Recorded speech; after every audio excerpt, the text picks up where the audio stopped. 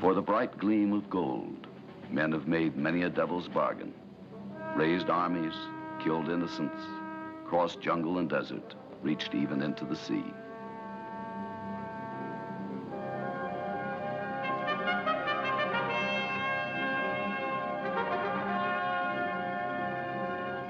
Most famous of early salvage ships, the Italian vessel Artiglio docks in England after a stunning feat.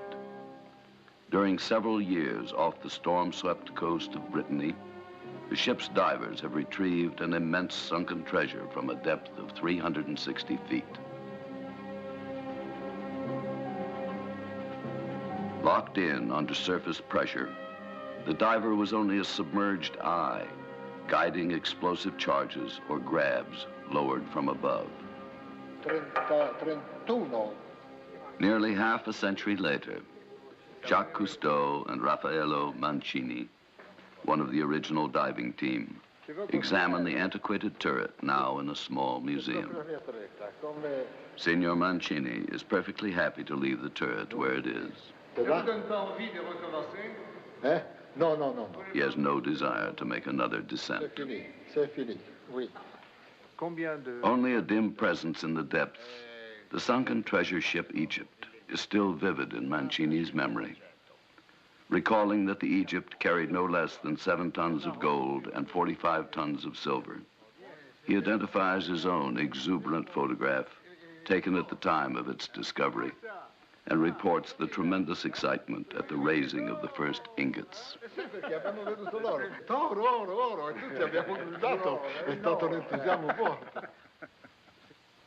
Today, salvage often has a more urgent purpose, tries to protect a more valuable commodity, life itself. Each day brings word of new wounds upon our habitat. Industrial wastes are dumped into the sea. Another ruptured tanker spills its oil. Off the boot of Italy, a ship collision sends a deadly cargo of tetraethyl lead to the bottom.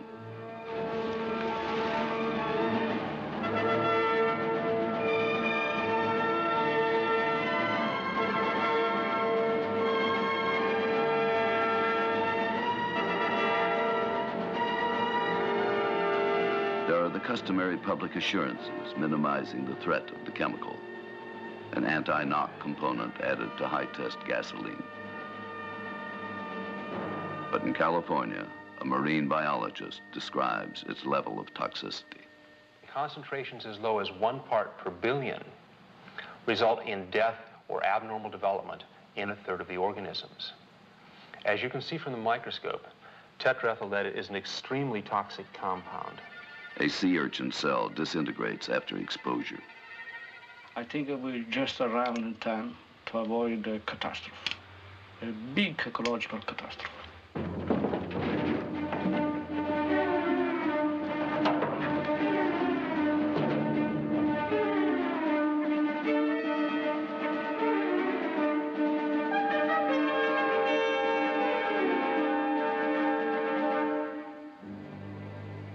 Too slowly, man is developing methods to protect himself from poison cargoes rusting in the sea. Sometimes, struggling in the dark, it is easier to pretend the danger does not exist. Hidden in the depths, the deadly threat is uncaring, but it is there.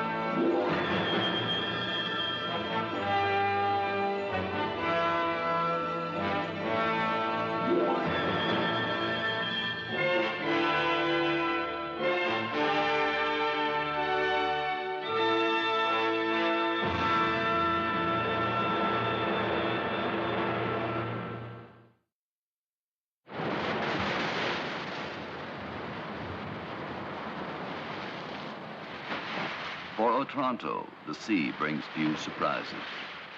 Like a man and a bad-tempered wife, they have lived together at least 2,000 years. Lying at the easternmost tip of the heel of Italy, the town is the first to feel the blows of Bora, the Adriatic storm.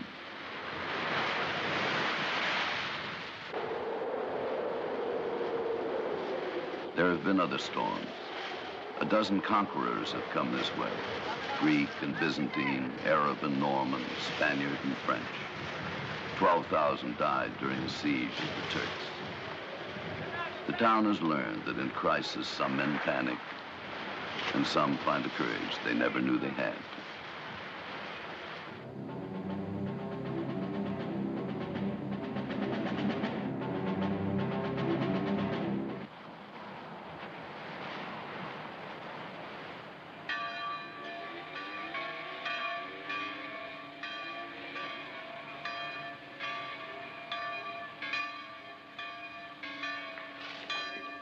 As after a slight pause, Otranto resumes its ordinary life. Women go to pray, the streets are swept, old people stir to relieve the stiffness in their bodies. No one is surprised to see a familiar figure. Cousteau has been here before. Again, I am in Otranto. I walk with the cathedral's priest, Don Quintino, and talk of another threat, silent and invisible, that ended a few short months ago. He tells me that the incident of the sunken ship, the Savtat, is a reminder of our sacred mission to protect the wonders of God's creation.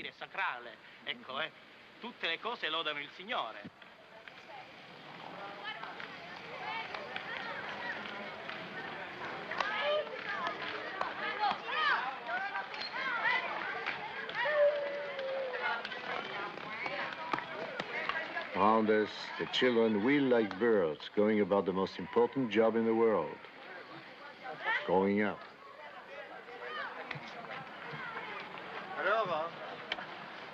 I asked them about the Savtat. A few have forgotten, but most remember. Oh yes, it is the ship that sank with the poison. Already it is a piece of history. The present is more interesting. Later, I walk with the hero of this battle, Judge Alberto Maritati. Without him, many things would not have been done. The Savtat anchor would not now stand in the port as a reminder of what might have happened. As a souvenir, I give him a copy of my magazine article, which first drew public attention to the Savtat.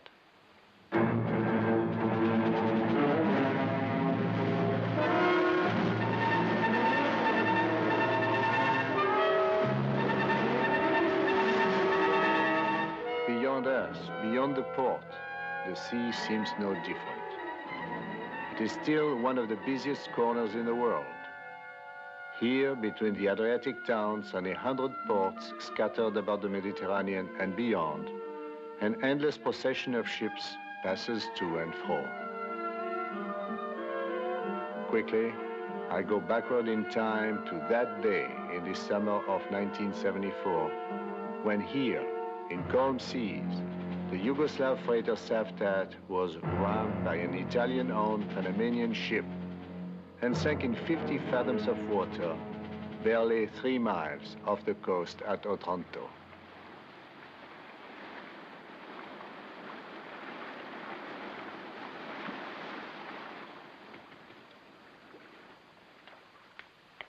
At first, the judge merely makes a routine inquiry. Then comes word of the Savtat's potentially lethal cargo, 300 tons of tetraethyl and tetramethyl lead, in drums that one day will corrode and spill their contents into the sea.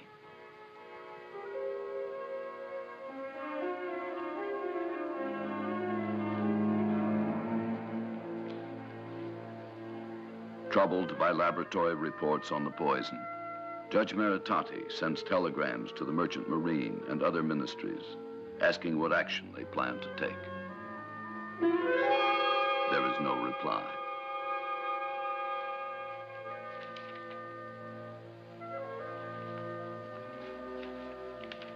He now sends urgent messages to public health, justice, the police headquarters, even the Senate. Again, there are only vague, evasive replies, or no response at all.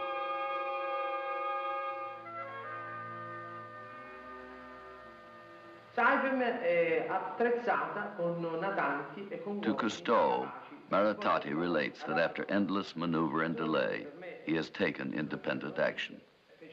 For the first time in legal history, he sequesters a wreck on the sea bottom. Finally, in January 1977, he orders the Saipem company to begin salvage at an ultimate cost of over $12 million.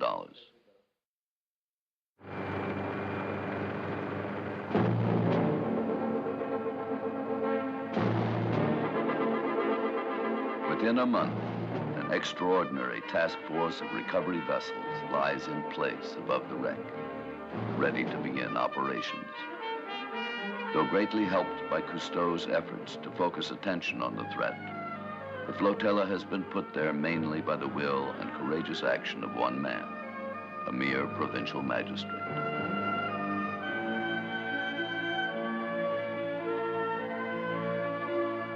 Encouraged by the Italian government to study the operations now underway, Cousteau arrives on the Calypso.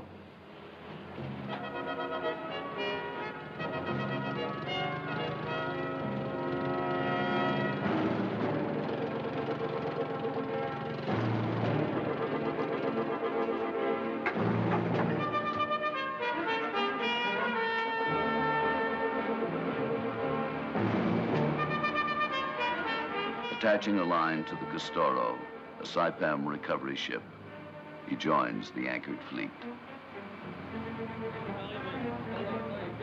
Later, with salvage company officials, he welcomes Judge Maritati aboard.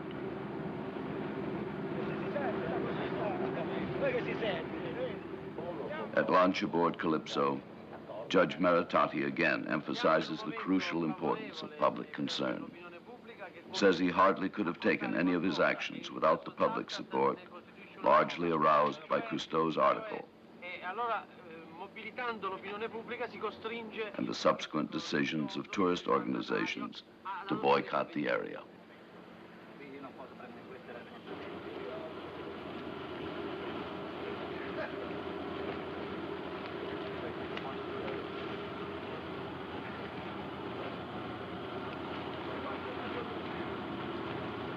As the first jurist to have sequestered a wreck and its surrounding area on the seafloor, Maritati now prepares to set another legal precedent.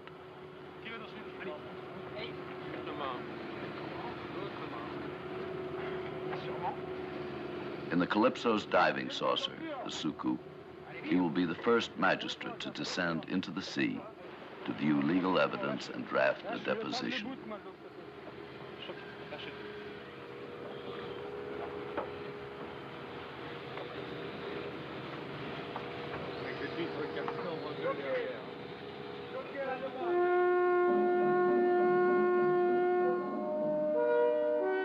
Monitoring the descent, Cousteau keeps steady contact with Falco, operating the soucoupe.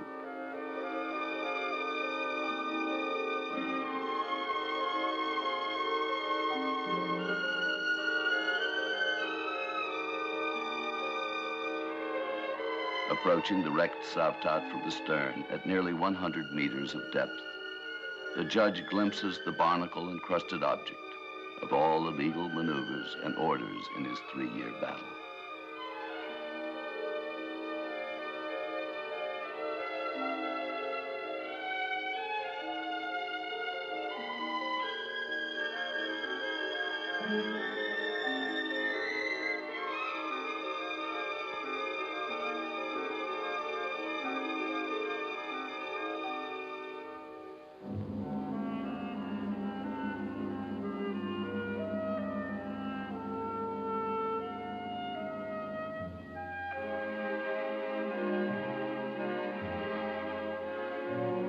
Out of the gloom, the lights reveal a troublesome specter.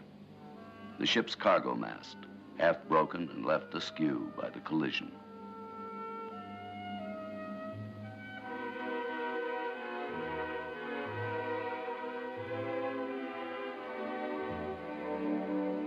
On deck and in the holds of the Savtat, death waits in orderly rows.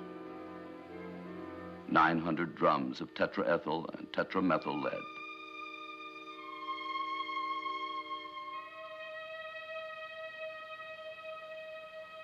Again, Cousteau discusses with Falco precautions against the hazardous current, which sometimes reaches 5 knots an hour around the wreck.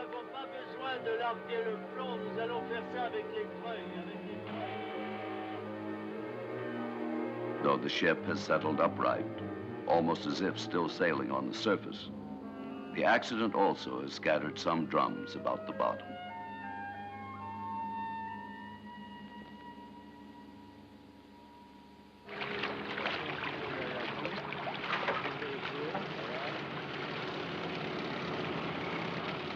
As the soucoupe again nears the surface, the diver attaches a hoist line to the capsule.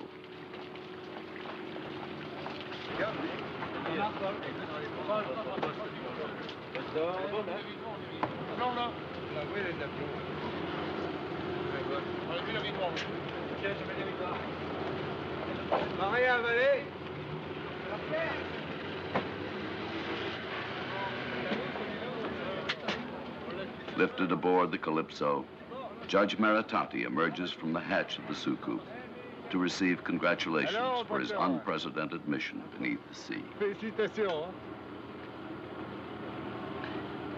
Le 40 était trop... Magnifico, tutto bene. Tutto bene? His long battle for action has triumphed. Tutto bene, benissimo.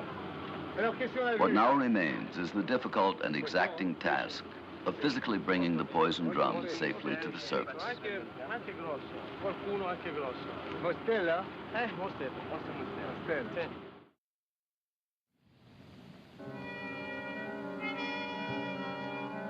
An essential first requirement is the removal of the damaged cargo mast, leaning precariously over the forward hatch of the Savtat, interfering with the removal of drums from the hold and endangering the divers.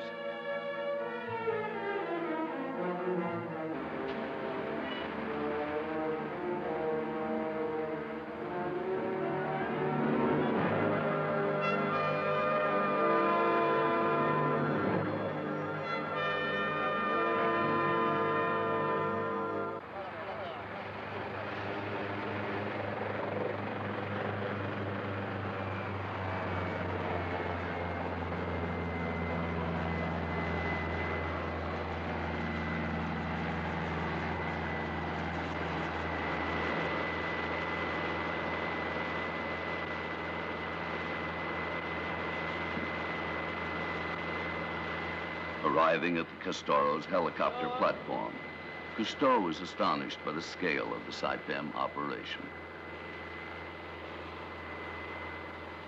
Led by Falco to the main deck, he finds himself in a huge, clamorous construction yard.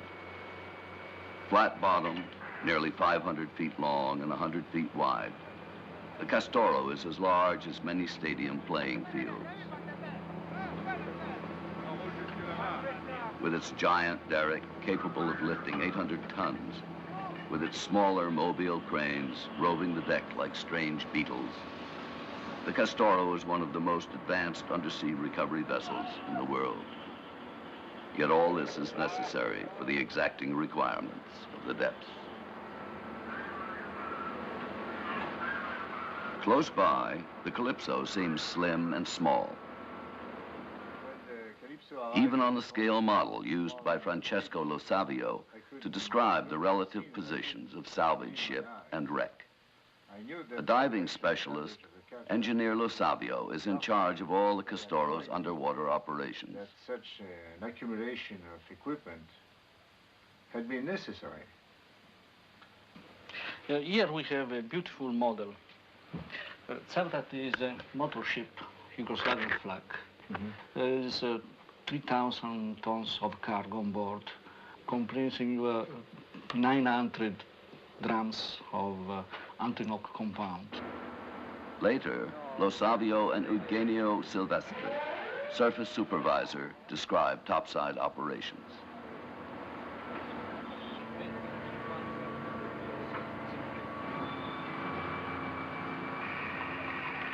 Through the control module's communication systems, the divers are monitored almost continuously.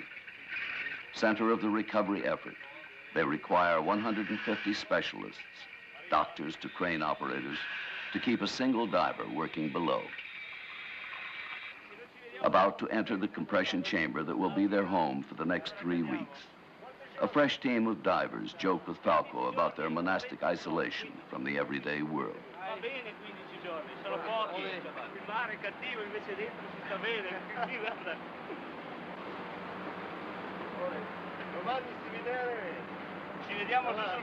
Storms may come and go at the top, they remind him, but it is always calm below.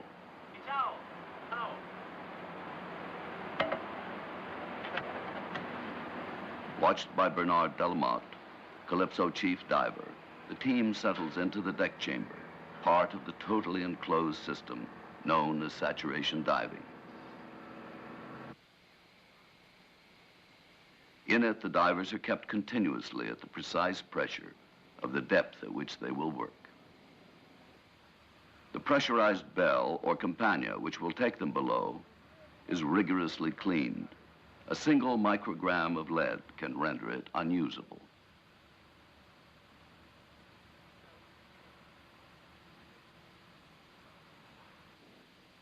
In the diver's quiet, detached existence, reading, listening to music, playing checkers, even the arrival of a meal or a snack is an event.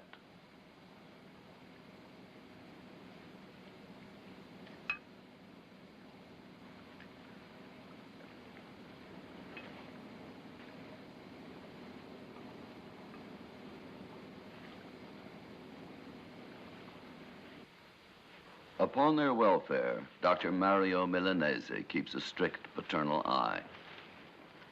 Each day, divers and chambers are rigorously tested for signs of possible contamination. Nous pratiquons tutti I giorni un'analisi. Twice weekly, aided by specialists from Optel, manufacturers of the tetraethyl, samples of blood, urine, and breath are checked in the laboratory for possible traces of lead in the divers' bodies. Dressing for the dive is an elaborate procedure. Because of the frigid temperatures at 300 feet, and because the heliox mixture removes body heat through the lungs, a hot water circulation system has been incorporated into the diving suits.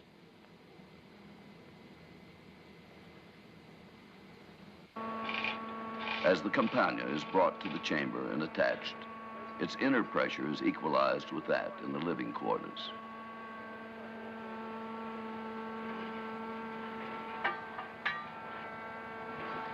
From one of the cranes, a 4-ton counterweight is now lowered to the forward hatch of the Savtak. The 2 support cables will serve as the guidelines on which, despite the currents, the campagna will descend and rise, much like an elevator, between Castoro and the wreck.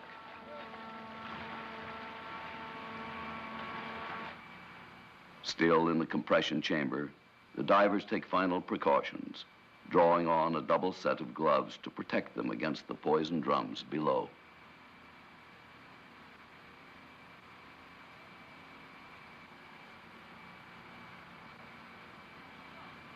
At last, they transfer to the campagna, the narrow world in which they will descend.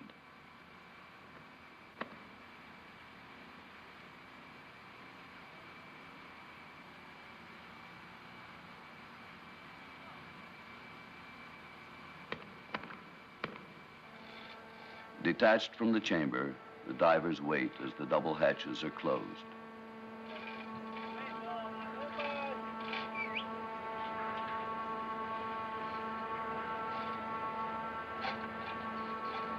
At the bottom, only one will emerge to work. The other will remain inside as sentinel, ready to communicate with the surface in event of mishap. And in the control module, Cousteau suddenly remembers the experiments that made saturation diving possible at all. I see again the old surrealist images, bizarre figures seemingly in torment. Actually, it is quite simple. we are testing the responses of divers after prolonged submersion at various depths. After living 1 week at 35 feet of depth and working several hours each day at 85, Albert Falco and Claude Wesley solve underwater puzzles with the same efficiency as at the surface. It is 1962, the first of the Comshelf experiments.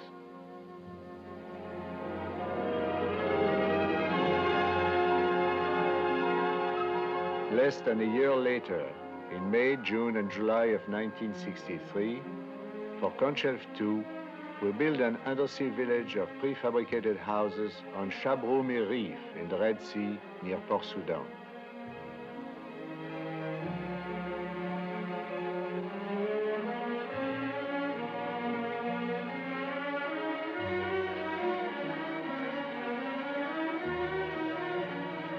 With Falco, I arrive in the soucoupe at our undersea garage.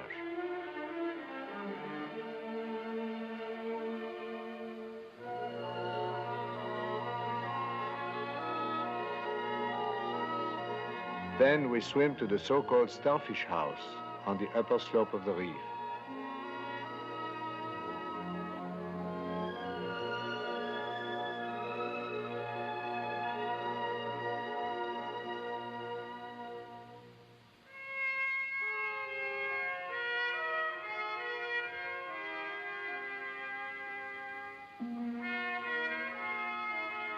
Here, 6 oceanauts live for a full month at 35 feet, working each day at 85.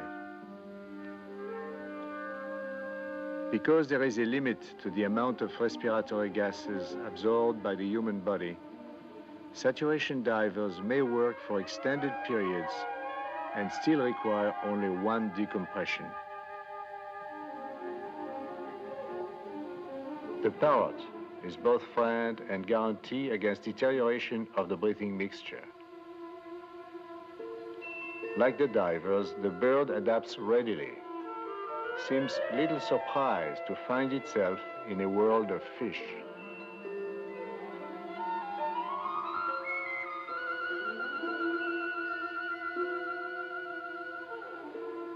Lower on the slope, 2 oceanaut neighbors live for a week at 90 feet, working as deep as 330 feet each day.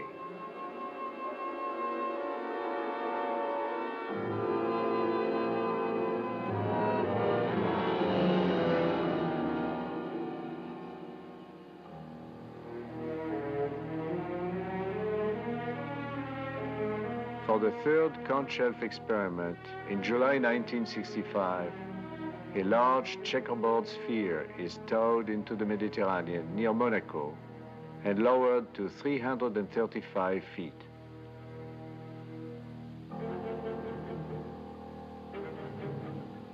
Here, living on food rendered nearly tasteless by the helium, 6 oceanauts remained for 27 days.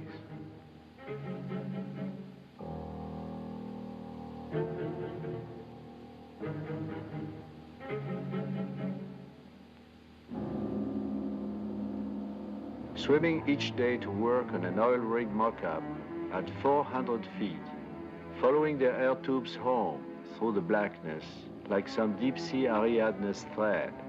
They prove that men can work in the depth for prolonged periods with no ill effects and no loss of efficiency. I remember them, the air umbilicals that brought them life in the depth. Because of them, Cousteau's divers can do their work. This is for the 2 pipe for the gas. 2 pipes? Yes. Aboard the Cousteau, Silvestri describes the Campana's much advanced life support system. The electricity, telephone, and hot water for the Hot water. hot It's water. hot. It's warm.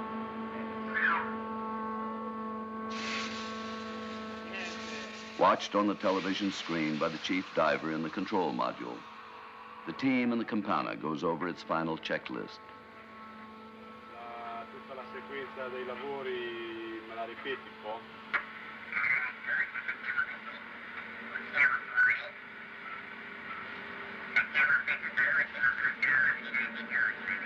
slowly then, as the great winch unrolls the umbilical cables for telephone and lights, for heliox and hot water heating, the capsule descends.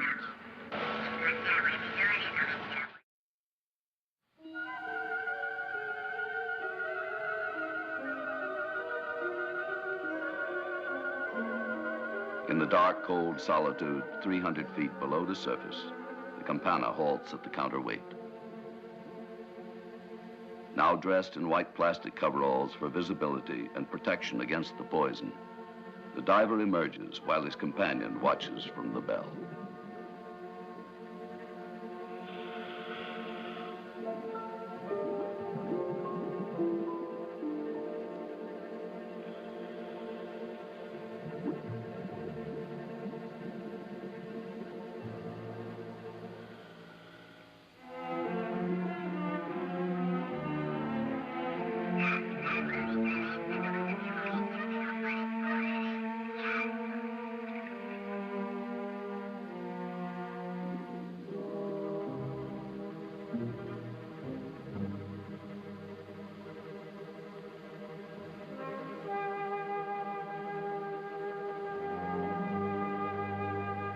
Followed by a camera, the diver explores the forward hold. Everywhere, the impact of the collision has scattered debris. Even after it is cleared away, the drums themselves will have to be extracted laterally by an elaborate pulley system to a point directly beneath the lifting cables. To the surface control comes a request from the diver. To correct the angle of a cable, Cousteau must be moved several yards to the east.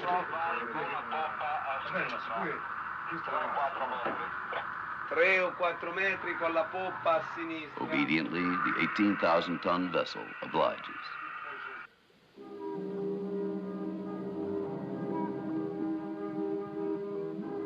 Warily, the diver swims among the drums.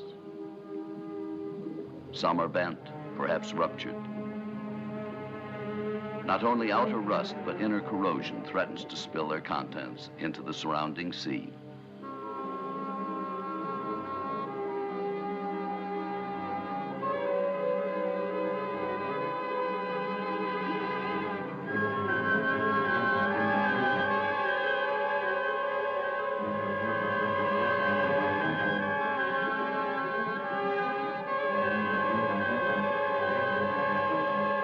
The diver's hand brushes the rust from a poison label, but it is not rust. The drum is leaking.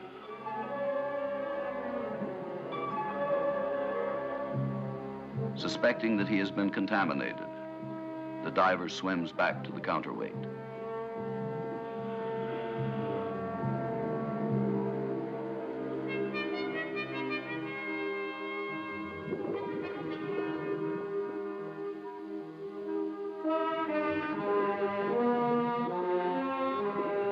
There, following carefully established procedures, he removes the white plastic coverall and gives a degree of protection to his diving suit.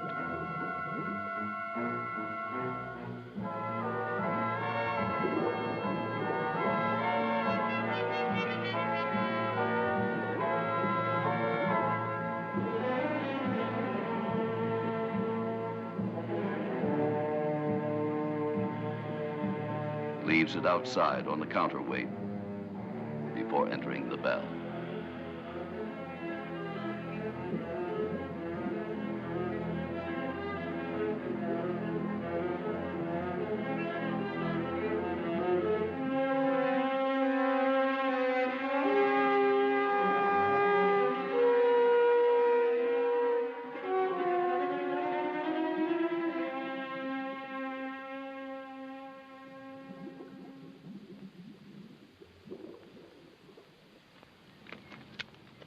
Later, at the disposal yard maintained by Octel, the white plastic suit, like all other exposed materials, is burned under the supervision of the manufacturer's masked personnel.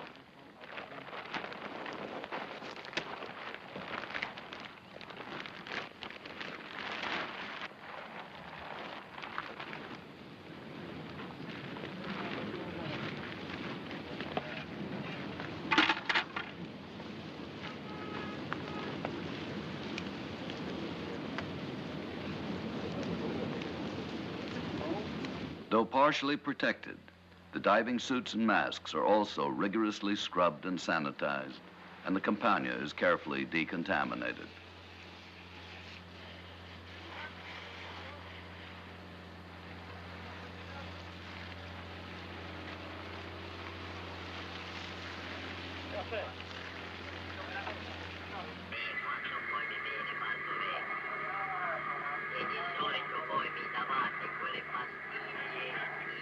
The diver indeed has suffered a mild contamination.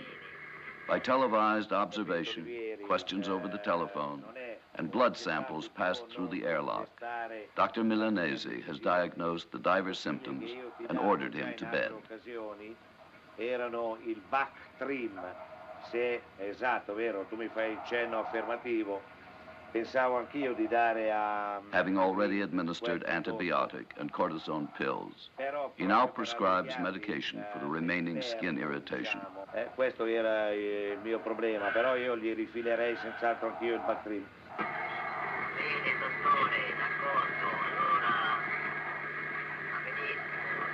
There will be no ill consequences, but without all the precautions, there could have been.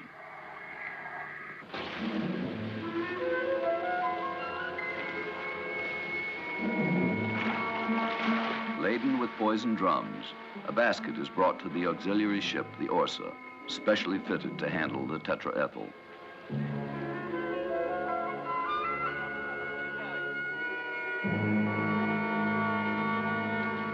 With vents placed high on the sides, any leakage of the heavier lead will be trapped in the bottom. Detected too late, the poison from a ruptured drum spills into the sea.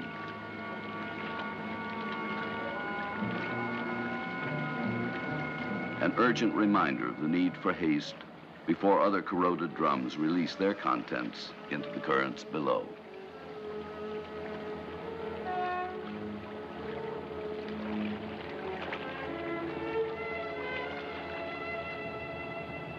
In a press conference on the deck of the Orsa, surrounded by the perilous evidence, Judge Maritati tells reporters that the next step is to fix responsibility for the accident.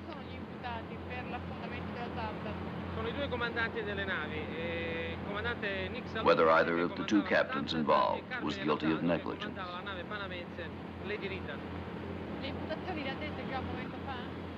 The charges, destruction of a ship and of marine life.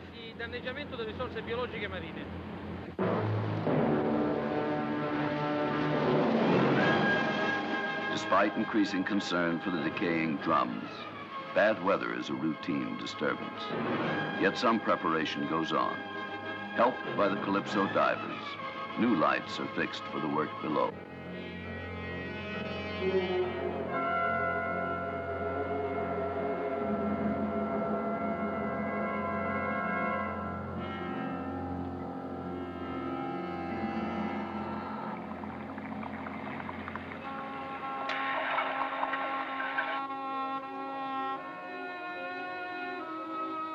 Laboring alone, as always, for the 4 to 6 hour work period, the diver enters the forward hold.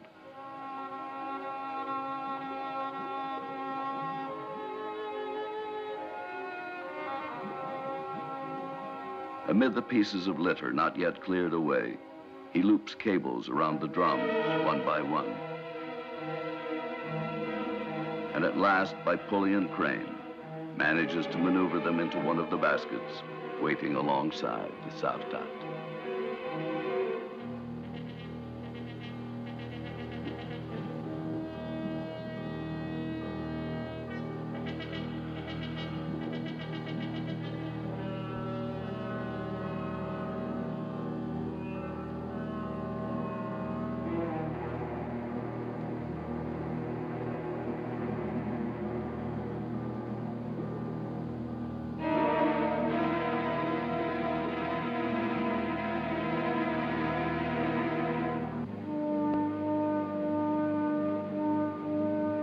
Filled, each basket is raised to a level some 60 feet below the surface.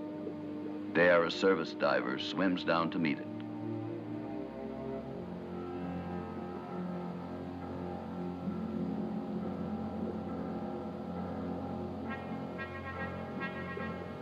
attaching a new slack cable that finally will draw it upward, not to the Ragno, but to the Orsa, now standing by at the surface.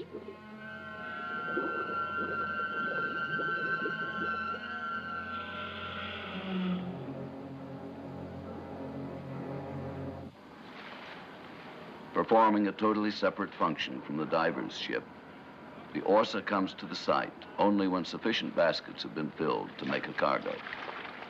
Donning masks and decontamination gear, the Octel technicians on board the Orsa prepare to accept the accumulated drums.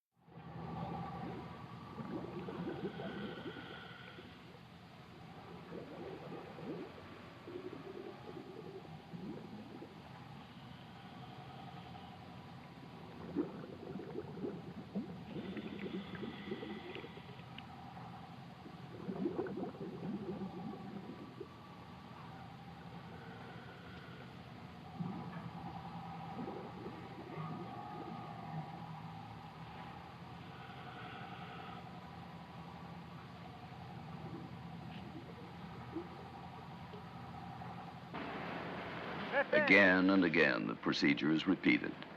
Day by day, week by week, the work of retrieval goes on. Delayed by rough seas or dangerous surges in the currents below, the baskets somehow are filled, the cables are attached, and the Orsa receives another basket of the sinister eggs. At last, aboard the Orsa, a foreman signals a halt. Its cargo is complete.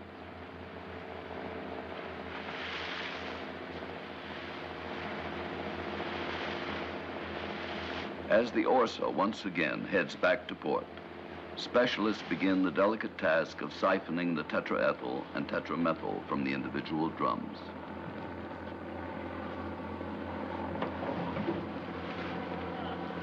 The chemicals are then transferred to the much larger storage vats, in which finally they will be returned to Octel.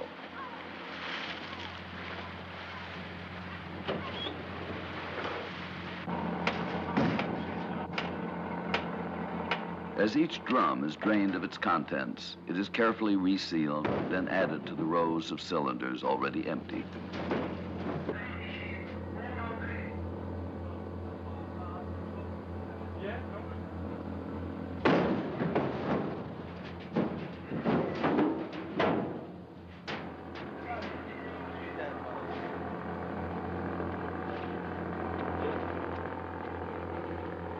Later, they too are loaded into great containers to be taken by truck to the Octel incineration yards and there finally burned.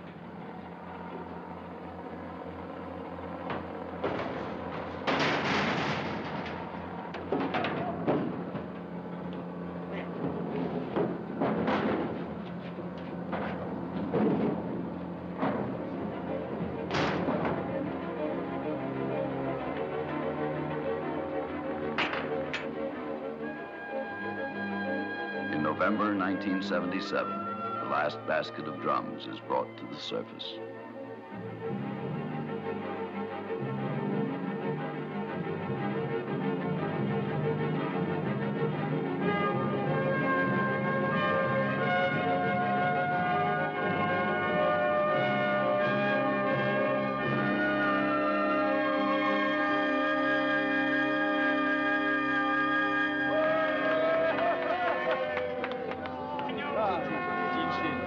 Cousteau and the men of the task force celebrate their triumph.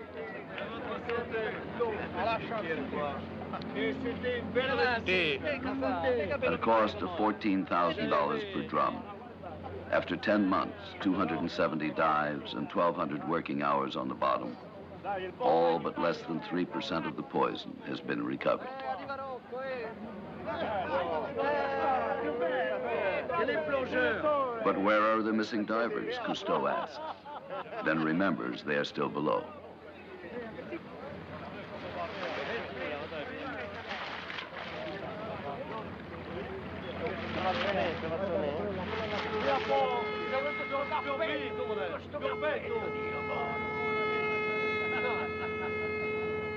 Heroes of the occasion, they are not only late for the party.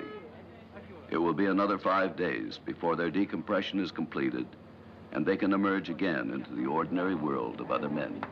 Dai, bel discorso ci vuole.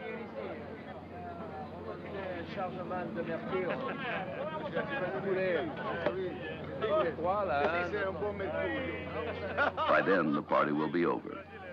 But tonight, at least, Otranto is without fear. Judge Maritati set legal precedents. He also proved again the power of aroused citizens, requiring governments and technologies to serve basic human need, that as in Otranto, old women may talk quietly with God in candlelight, that men and women may work in love, that children may sleep, believing that tomorrow the sun will rise and the earth will still be green.